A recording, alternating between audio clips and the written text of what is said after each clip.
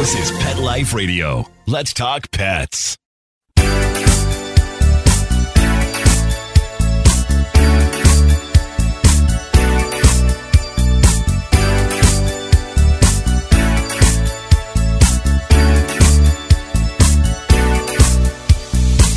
Hello, you're listening to Animal Party Pet Life Radio, and we will be talking about coyotes and wolves later in the show.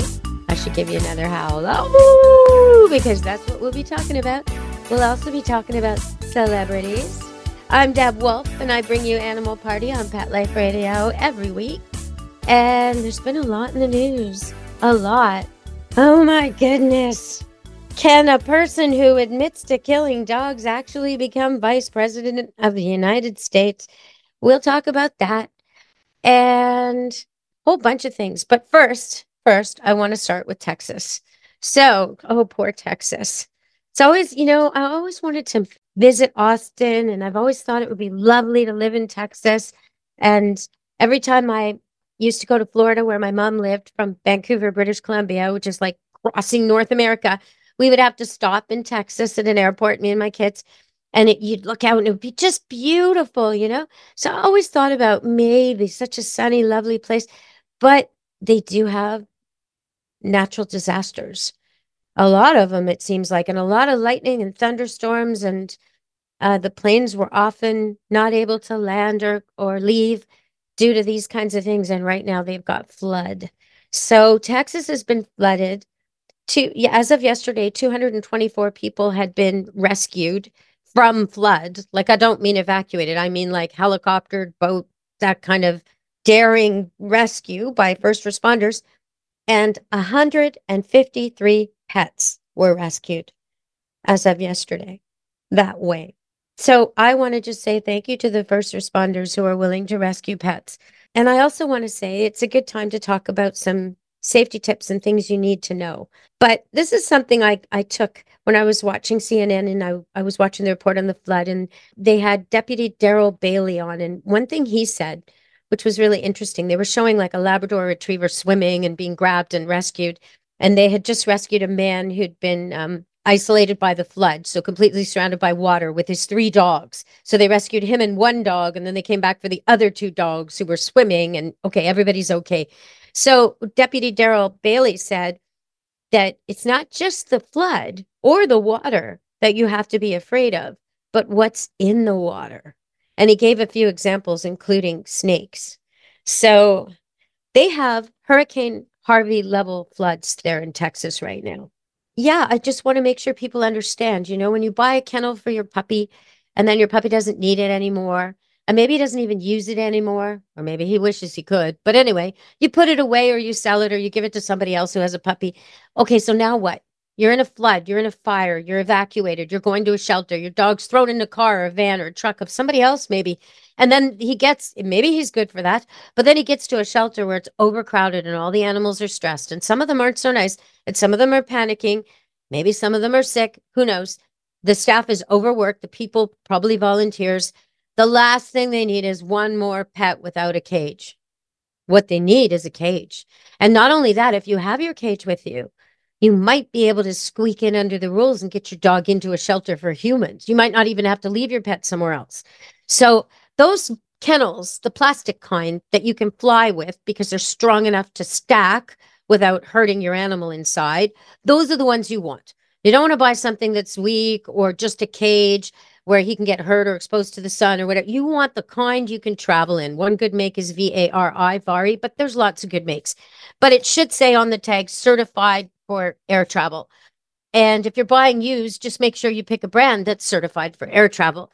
Make sure you pick a kennel that's big enough for your dog to sit without his head rubbing the top, lie down without his paws touching either end, and turn around. So that's what you need. Now, in a shelter situation, evacuation situation, he may be in there a while, and he may need food and water put in there. And so you can't go too small, but you need a crate for every dog you have. So if you have 4 dogs, you need 4 crates. Now, that's a lot of storage. I understand. You might want to leave 1 or 2 set up with the door open or no door at all, so they're always used to going in there when they feel like it. Could be in the backyard or shed or in an area the dogs like to be in. I always have a couple in my house. And I find when a dog really wants a deep sleep, they go in there, and then it's not a nasty place. It's not the no-no place or the punishment place. It's a place where sometimes I throw treats and sometimes I throw toys, and they've got some bedding in there and they kind of like it. So if I had to evacuate and stick them in there, the cage itself wouldn't make them panic. It would be a safety place. And that's really what you want. But these kind of crates come apart. They come apart in half. They have different kinds of, depending on the brand you buy, some clip, some screw to come together and come apart. But whatever, they come apart really easily. And you can put the door between the two layers so they break away in half and they fit inside themselves. So what you end up with is basically a tub. You can put other stuff in there. You can store it if you want to just have one kennel open for the dog who needs it and store all the rest of them. Put Christmas lights in there for all I care. Or better yet, put supplies in there that you might need should you evacuate with your dogs, like collapsible bowls, like water bottles, like things you can put food in a Tupperware so you're ready to go, that kind of thing. So in an emergency, you know what's going on. Maybe a photocopy of all their vet papers and vaccine records could go in there. Take a picture on your phone of all that stuff too. Because unvaccinated dogs have problems getting spaces when things go wrong. So you want to be able to prove in a second and not be trying to contact your vet who's probably also evacuated and not available. So that's all good stuff for safety tips. And while we're talking about safety, I guess I'd like to highlight, there was a seminar given here in British Columbia by a rescue society called Alert, and they're a volunteer organization. And what they did was they ran a seminar for first responders. Vets and first responders took part in this. So all, firemen, anyone who might be involved in a fire evacuation, because that's the area they're talking about, the Okanagan here in British Columbia. There's lots and lots of fires in the summer. And so just like California and Washington State lately, this kind of thing happens here in the summer. So what they were teaching them is how to evacuate a horse, a 2,000-pound animal, how to do it, how to airlift, how to land them, how to do it without hurting them, how to approach them, how to catch them, how to everything them. I wish I could have gone on that course, but what a great thing to be doing. And, kudos to all the people who participated in that. All right, we're going to take a break. And one more rescue story. In Port Alberni, off the coast of British Columbia, off the coast of Vancouver Island, so on the Pacific Ocean, there was a rescue where a man and his dog got trapped, and North Shore Rescue from Vancouver went over there, and they rescued the man, but they couldn't find the dog. So the next day after the Alberni squad rescued the man, they went back and with a collar and some treats, and they went back to the last place the man had been, and they just waited patiently. And of course, the dog came back. So Izzy the dog, the border collie, is back with his owner safe and sound, although both of them had a very harrowing experience. When you're hiking, keep your dog on leash, right? You don't want him, people will throw balls over cliffs and the dog will dive after it. Or they see a squirrel and they don't realize that there's a cliff there. Or they get spooked by a bear and they run the wrong way and, bring the bear back to you. There's lots of reasons why you want your dog on leash when you're hiking in the woods. All right, everybody, we're going to go to break and come back on Animal Party, Pet Life Radio.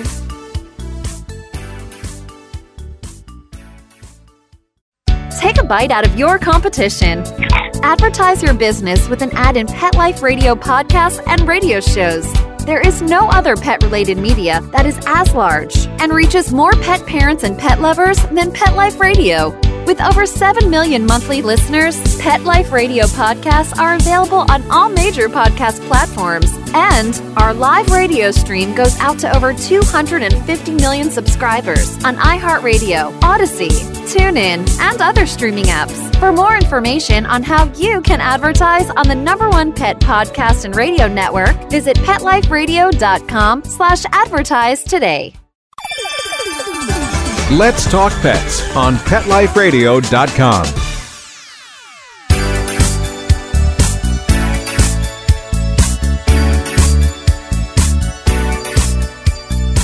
Hello, we're back on Animal Party, Pet Life Radio, and I'm going to end the show with the celebrity stuff.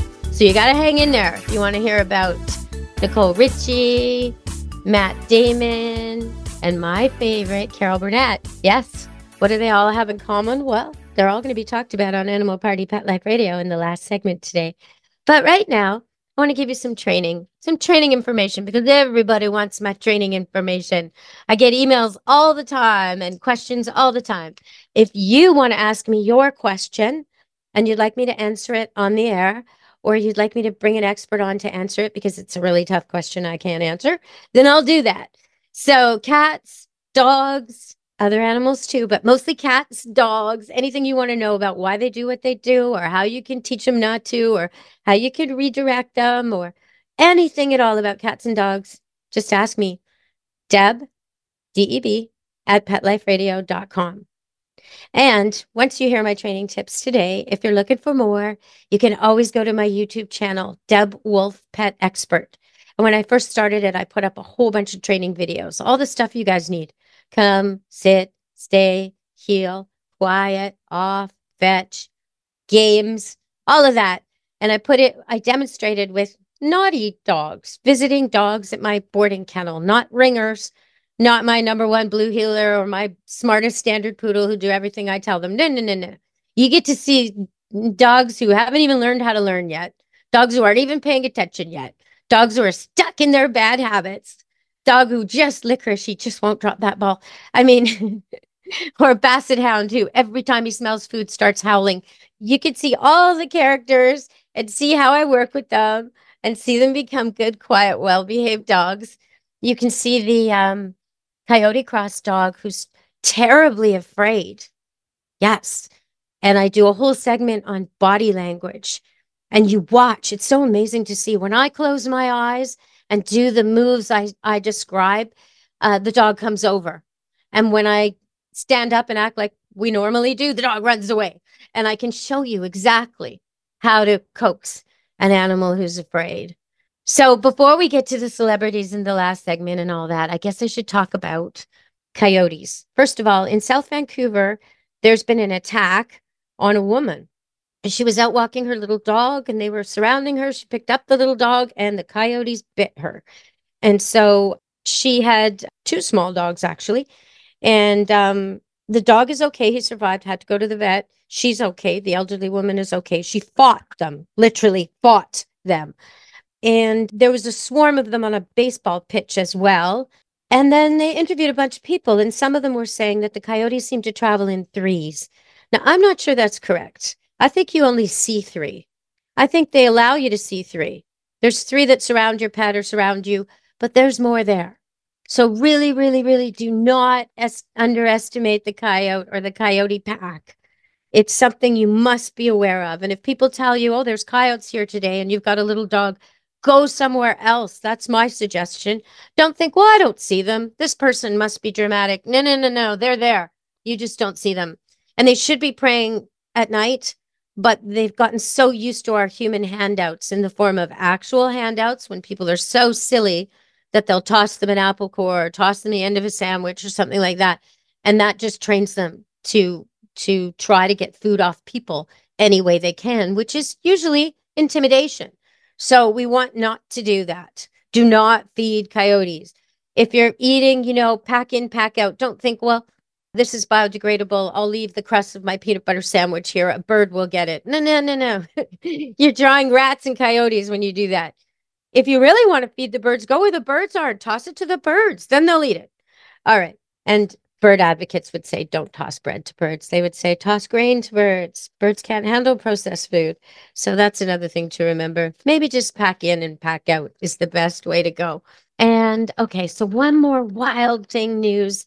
I was going to tell you about the wolves. Their population, they tried to return them and it worked out great. You need wolves because if you don't have wolves, you get other animals overpopulating the area. And then they have a decimating effect on vegetation. So you actually need wolves. But they put a whole bunch of wolves in the US and then they sold 10 to Colorado and the numbers aren't stable. So they think they're being poached.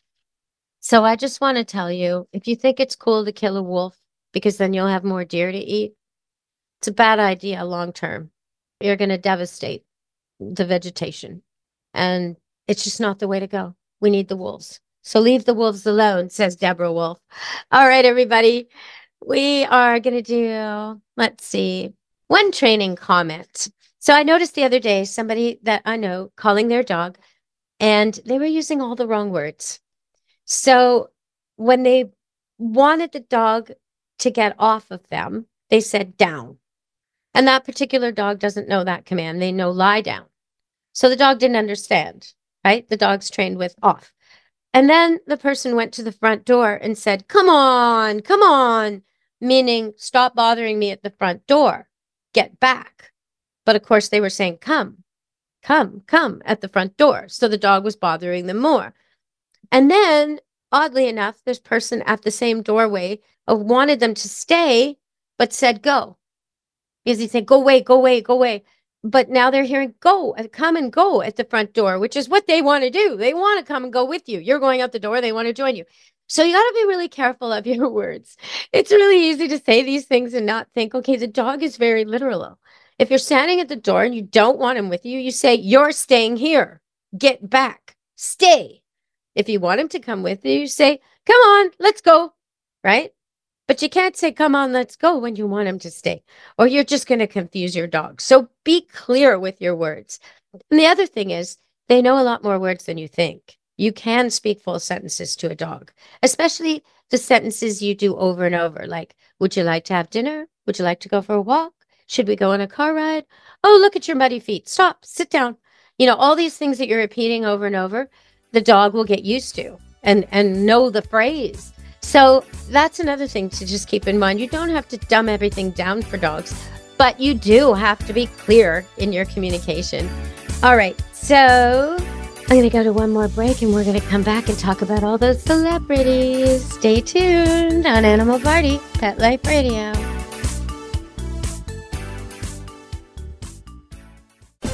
This is Deborah Wolfe, host of Animal Party on Pet Life Radio. You know the expression, cats have 9 lives?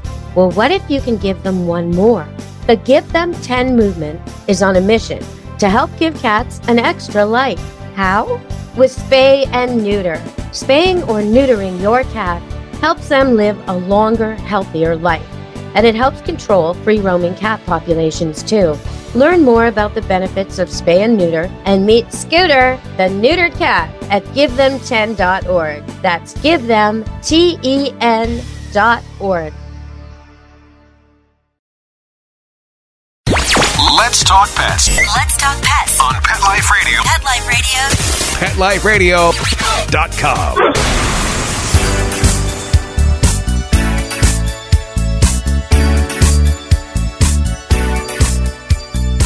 Hello! We're back on Animal Party Pet Life Radio. An extra howl for all you people who do like coyotes. Actually, I've seen 2 in the last week. Both times I was driving, not so late at night, supper time-ish. So it's still a lot of light out here in Vancouver, where we live, where Camp Good Dog is. We have really short daylight in the winter and really long days in the summer. So it was pretty light out, and I saw one dart across the road both times. Once it was a tall, what I believe to be a juvenile male, but very tall. And the other time it was probably a young female. And it is the time of year where they're feeding pups and making pups and looking for pets like cats. Anything, any freebie you want to give them, they'll get. And just little reminders, if you live in a wilderness area, you can't put your garbage in the truck, even for one night. Or the crows and the ravens, the raccoons and the rats will find them.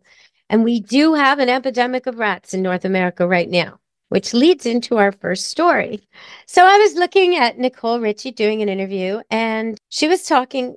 First of all, I can't imagine being her. I can't imagine growing up with Lionel Richie as a dad.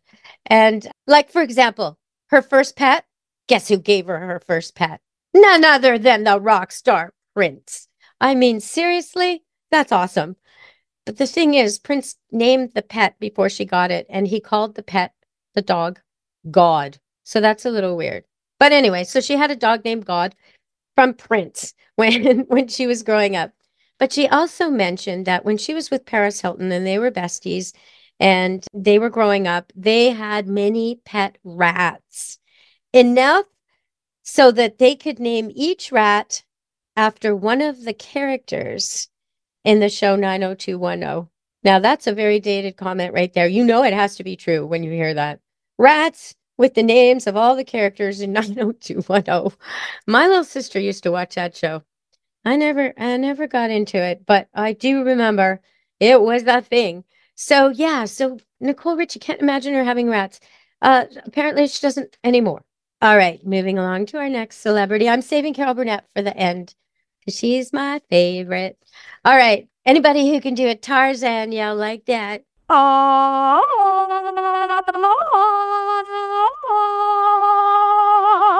Mm. And her show back in the day was so good. Carol Burnett and Friends, so good. Okay, so the next one I want to talk about is Matt Damon. So he has dogs and 4 dogs actually. And but when he was in Costa Rica, he tells the story of how he was staying there for a month and there was this cat living in a dumpster, a total jungle cat, a cat who could survive anywhere. And it was living in a dumpster. And so he started feeding it. And then he realized at the end of the month that they couldn't just leave this cat. It had become habituated to their feeding it. And that's true. When you go and you feed a stray animal and you get it so used to handouts, you really ruin it for its old life. You have to do something. Anyway, so they decided to take this cat home, toughest jungle cat ever. They take it home and he thinks, okay, well, it's a tough wild feral cat. I have a backyard in LA. It'll live in the backyard. Nope, never went into the backyard once, he says. But then it had a brain tumor, terrible brain tumor. So he rescues this cat and now he's in it for thousands of dollars, cancer treatments and it testing and all this. And so finally radiation, all these suggestions are made for this cat. And he goes to this vet in New York City who says, you know what? We could just pump them full of steroids and see what happens. Because they didn't really think they would be able to cure the tumor or the cancer. So they pumped him full of steroids and the cat's still alive. He was supposed to have a few weeks, but this dumpster cat from Costa Rica, now living in New York City in a swanky Matt Damon apartment, is alive and well years later. And as Matt Damon describes it, because of the steroid treatments, it's a pumped up cat. So I think that's amusing, totally amusing and well done. Yeah, so 2.5 years have gone by and the cat's still doing great. And Matt Damon's, he's jacked, totally pumped. Okay, so the last story I want to tell you before I leave you today. And if you're looking to see dogs playing at Camp Good Dog, my boarding kennel, you can always go to Facebook and check them out. We have overrepresentation of adorable doodles and poodles because that's what I did breed for years. And they keep coming back to board when their owners go on holiday. But there's also a boxer and a border collie cross. And I'm trying to think of everybody who's there. A bunch of little dogs, lots of little dogs this week coming up to Mother's Day. So that'll be good. But yeah, I want actually one thing about the boxer. The whole reason the boxer's here, and the boxer's pretty cool dude. His name's Chuck Norris. Yes, it is. And Chuck Norris, the boxer, actually pulled the cage off, pulled the bolts right out of the wall on his cage when he got excited to go for a walk yesterday while I was in the kennel doing something else. So I had to fix it. Chuck Norris, of course he did. He's Chuck Norris.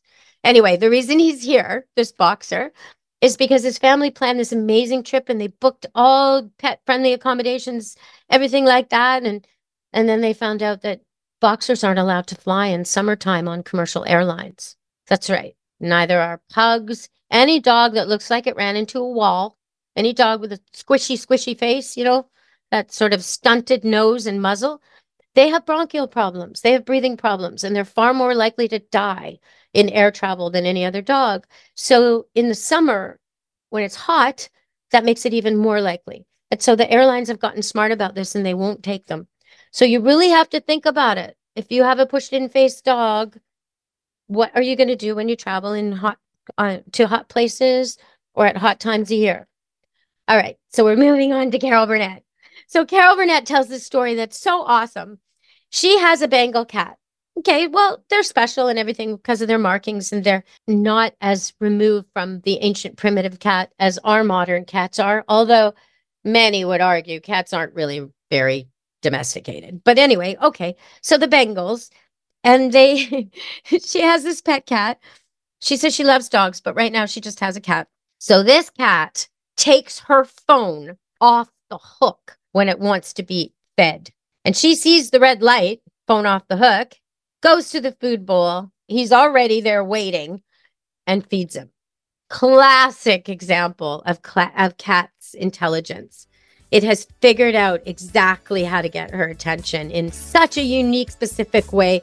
And it never fails, you know. It's amazing. Amazing that it did that. And it tells me that Carol Burnett still has a landline. Me too, Carol. All right, everybody. Thank you so much for listening today. It's been a great show. And I look forward to talking to you again next week. I'll be having some guests back on the show soon on Animal Party Pet Life Radio. Until then, be good to your animals. Let's Talk Pets every week on demand, only on PetLifeRadio.com.